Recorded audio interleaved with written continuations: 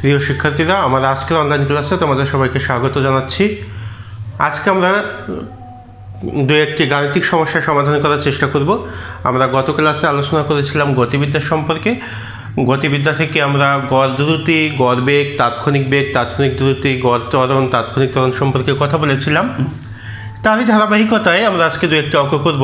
তোমরা দেখবে তোমাদের বইয়ে এমন একটি অঙ্ক আছে যে কোনো একটি স্টেশন থেকে একটি ট্রেন 40 কিলোমিটার পার আওয়ার বেগে যাত্রা শুরু করে। কোনো একটি স্টেশন থেকে একটি ট্রেন 40 কিলোমিটার পার আওয়ার বেগে যাত্রা আরম্ভ করে অপর একটি স্টেশনে পৌঁছায় এবং সেই স্টেশন থেকে 60 কিলোমিটার পার আওয়ার বেগে যাত্রা করে আবার পূর্বের স্টেশনেই ফিরে আসে।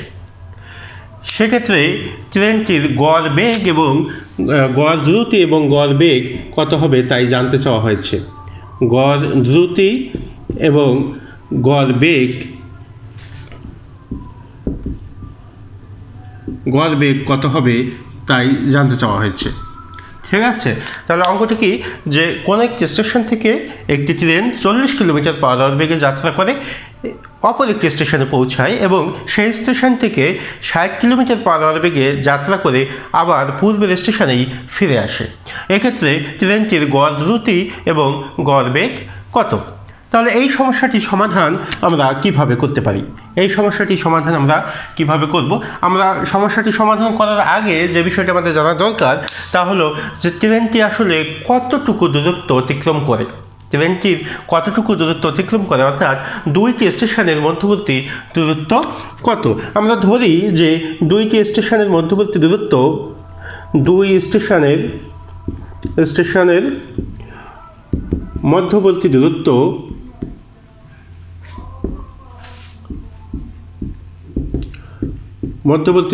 সমান x কিলোমিটার।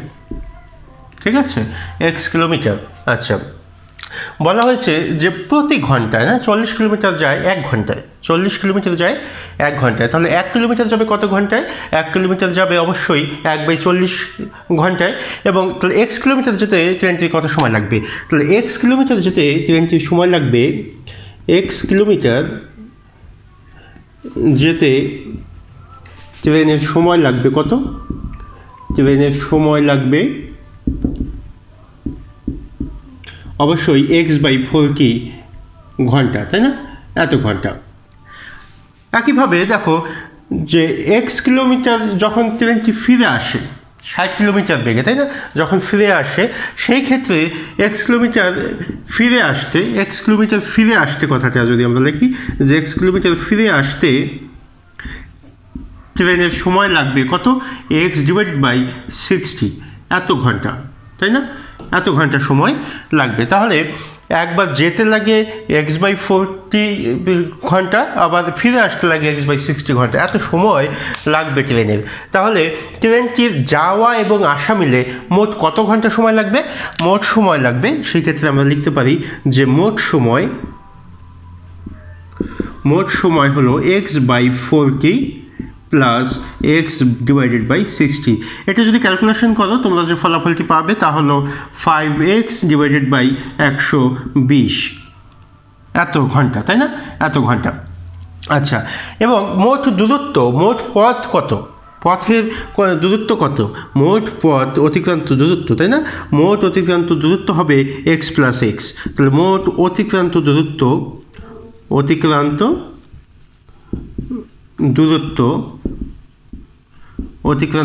হবে x + x kilometre, that's equal 2x kilometre, তাই না? এত কিলোমিটার। আচ্ছা, তাহলে আমরা মোট সময় পাচ্ছি 5x/120 ঘন্টা এবং অতিক্রান্ত দূরত্ব হলো 2x। এখন আমাদের কাছে জানতে চাওয়া হচ্ছে গড় দ্রুতি সমান কি? আমরা কি জানি? গড় দ্রুতি হলো মোট অতিক্রান্ত দূরত্ব ডিভাইডেড বাই মোট সময়, তাই না? গড় দ্রুতি কি আমরা কিভাবে বের করি?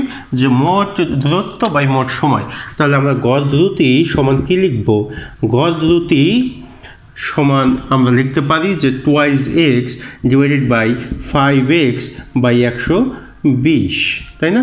এটাকে যদি ক্যালকুলেশন করো কি দাঁড়ায় দেখো তো, 2x × 120 divided by 5x is equal to, এখানে কাটাকাটি করলে হবে 48। এত কিলোমিটার পার আওয়ার। ঠিক আছে, এত কিলোমিটার পার আওয়ার। তাহলে গড় দ্রুতি কত পাচ্ছি আমরা? 48 কিলোমিটার পার আওয়ার। এখন যদি বলা হয় যে গড় বেগ নির্ণয় করো, তাহলে গড় বেগ নির্ণয়ের ক্ষেত্রে আমাদের একটু ভাবতে হচ্ছে। গড় বেগের ক্ষেত্রে আমরা মোট সরণ বাই মোট সময় নিয়ে আমরা কাজ করি। তাহলে এখানে মোট সরণ কতটুকু হয়েছে? বলা হয়েছে যে ট্রেনটি একটি স্টেশন থেকে যাত্রা শুরু করে অন্য একটি স্টেশনে যায়, আবার সেই স্টেশন থেকে এই ট্রেনটি পূর্বের স্টেশনে ফিরে আসে। তাহলে কি তার কোনো সরণ ঘটেছে? আমরা কিন্তু আমাদের আগের ক্লাসে এই বিষয়টি আমাদের বলা হয়নি, বলা উচিত ছিল, সেজন্য যে কোনো বস্তু যখন একটি স্থান থেকে যাত্রা শুরু করে আবার পূর্বের স্থানে ফিরে আসে তখন তার সরণ শূন্য। তখন তার সরণ কত হবে? সরণ হবে শূন্য, এবং এই সরণকে বলা হয় শূন্য সরণ। কোনো একটা বস্তু একটি স্থান থেকে যাত্রা শুরু করে যদি আবার ওই স্থানে ফিরে আসে তাহলে বস্তুটির যে সরণ হবে তাকে বলা হবে শূন্য সরণ। তাহলে এই ক্ষেত্রে এই ট্রেনটির কোনো সরণ ঘটেনি, অর্থাৎ ট্রেনটির সরণ সমান আমরা লিখতে পারি শূন্য। সরণ হলো শূন্য। তাহলে সরণ যদি শূন্য হয় গড় বেগ কী হবে? গড় বেগ সমান হলো মোট সরণ বাই সময়। যেহেতু সরণ শূন্য, তাহলে সরণ বাই সময় আমরা লিখলে আমরা পাচ্ছি গড় বেগ শূন্য। ঠিক না? তাহলে আমরা গড় দ্রুতি পেলাম 48 কিলোমিটার পার আওয়ার এবং গড় বেগ পাচ্ছি শূন্য। আশা করি সবাই বুঝতে পেরেছ এই অঙ্কটি। এবং আমরা যদি আরেকটি গাণিতিক সমস্যার সমাধান করার চেষ্টা করি, দেখো গাণিতিক সমস্যাটি হলো এরকম যে একটি বস্তুকণা কোনো একটি স্থানাঙ্ক ব্যবস্থায় XYZ x অক্ষ বরাবর, কোনো একটি স্থানাঙ্ক ব্যবস্থায় x অক্ষ বরাবর x = 8t - 3t স্কোয়ার এই সমীকরণটি মেনে চলে, যেখানে x হলো সরণ। যে কোনো একটি স্থানাঙ্ক ব্যবস্থায় একটি বস্তুকণা x অক্ষ বরাবর গতিশীল এবং এটি সরণ x = 8t - 3t স্কোয়ার এই সমীকরণটি মেনে চলে। যেখানে x হলো সরণ মিটার এককে প্রকাশিত এবং t সেকেন্ড এককে সময় প্রকাশিত।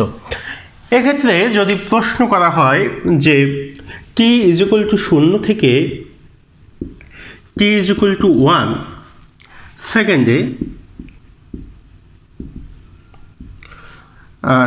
বস্তুটির গড় বেগ নির্ণয় করো, বা বস্তু কণাটির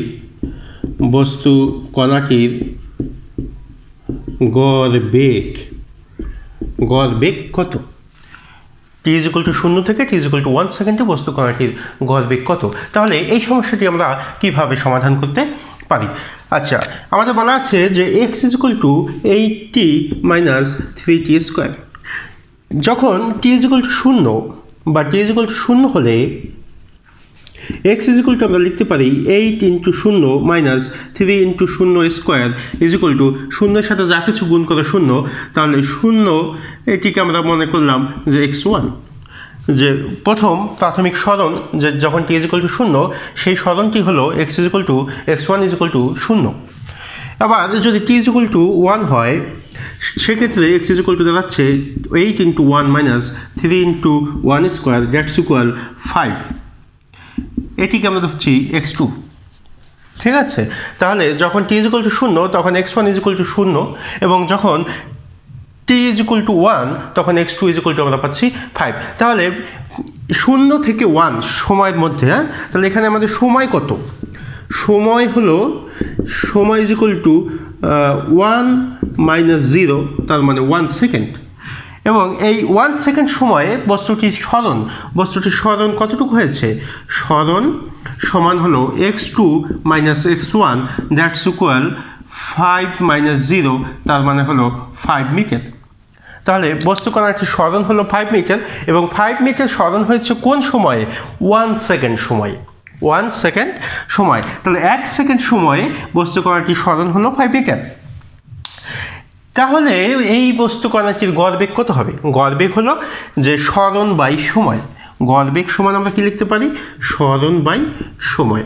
তাহলে গড় বেগ v bar is equal to আমরা লিখতে পারি যে সরণ কত আছে 5 মিটার ডিভাইডেড বাই সময় হলো 1 সেকেন্ড, দ্যাটস ইকুয়াল 5 m/s, তাই না, 5 মিটার পার সেকেন্ড। তাহলে গড় বেগ আমরা কত পাচ্ছি, t ইজ ইকুয়াল টু 0 থেকে t is equal two 1 second সময়ে বস্তু কণাটির গড় বেগ আমরা পাচ্ছি 5 মিটার পার সেকেন্ড। ঠিক আছে। আচ্ছা, এবার যদি আরেকটি প্রশ্ন এমন হয় যে t is equal two 1 second সময়ে বস্তু কণাটির তাৎক্ষণিক বেগ কত, বস্তু কণাটির তাৎক্ষণিক বেগ কত। আমরা গড় দ্রুতি নিয়ে কাজ করেছি, গড় বেগ নিয়ে কাজ করেছি, এখন আমাদের প্রশ্ন হলো যে তাৎক্ষণিক বেগ কত। যে t is equal two 1 second সময়ে 1 সেকেন্ড সময়ে কণাটির তাৎক্ষণিক বেগ ইজ ইকুয়াল টু 1। তাহলে তাৎক্ষণিক বেগ আমরা কীভাবে বের করতে পারি, আমরা বলেছিলাম যে তাৎক্ষণিক বেগের ক্ষেত্রে আমরা লিখব limit tends to limit kt tends to 0 del s বা ডেল আর যাই লিখি divided by del t dr by dt। কিন্তু এখানে আর দ্বারা আমরা সরণ প্রকাশ করেছিলাম, কিন্তু এখানে সরণকে আমরা বলছি x, তাহলে এটাকেই আমরা এইভাবে লিখতে পারি যে dx বাই dt লিখতে পারি না, তাহলে dx বাই dt লিখতে পারি। সেক্ষেত্রে তাহলে লেখো যে অতএব dx বাই dt সমান, এখানে dx বাই dt কথাটির অর্থ কি, যে t এর সাপেক্ষে x এর ব্যবকলন করতে হবে। যদি t এর সাপেক্ষে আমরা x এর মানে এই রাশিটির ব্যবকলন করি, তাহলে কি এখানে পাচ্ছি আমরা 8 minus 6t। dx by dt এখানে হলো সময় সাপেক্ষে সরণ, তাহলে সময় সাপেক্ষে সরণ মানে হলো বেগ, তাহলে বেগ v is equal two 8 minus 60। এখন প্রশ্নটি ছিল যে t is equal two 1 second সময় কণাটির তাৎক্ষণিক বেগ কত, t is equal two 1 second সময়, তাহলে আমরা বেগ পাচ্ছি কত, তাৎক্ষণিক বেগ পাচ্ছি আমরা v is equal two 8 minus 60। এখন বলা হয়েছে t is equal two 1 second সময়, তাহলে t is equal two 1 second সময় কত হবে, যখন t ইজ ইকুয়াল টু 1 তখন v ইজ ইকুয়াল টু আমরা লিখতে পারি 8 minus 6 into 1, that's equal to, তাহলে এত ms ইনভার্স 1, এত ms ইনভার্স 1, ঠিক আছে না। তাহলে কণাটি তাৎক্ষণিক বেগ পাচ্ছি আমরা 2 ms ইনভার্স 1। আশা করি সবাই বুঝতে পেরেছো। তাহলে আমাদের আজকের ক্লাস এই পর্যন্তই। আমরা আগামী ক্লাসে গতিবিদ্যার গতি সম্পর্কিত যে 4টি সমীকরণ রয়েছে সেই সমীকরণগুলি নিয়ে কথা বলবো। সেই পর্যন্ত সবাই ভালো থাকো, সুস্থ থাকো, সেই কামনায় আজকের ক্লাস এখানেই শেষ করছি। সবাইকে ধন্যবাদ।